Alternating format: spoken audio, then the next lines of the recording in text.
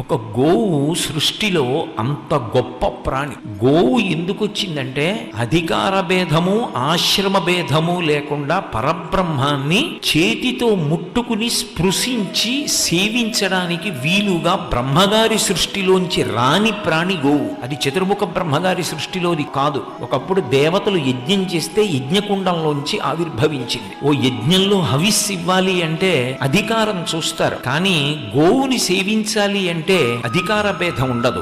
ఎవరైనా గోవుని సేవించవచ్చు. మీరు గోవుకి తీసుకెళ్లి ఒక అరటిపండు పెడితే ఆ అరటిపండు గోవు తిన్నప్పుడు సాక్షాత్ కామాక్షి పరదేవత ఆ అరటిపండు తిన్నట్టే. అన్నిటికీ ప్రత్యామ్నాయంగా వచ్చింది గోపూజ.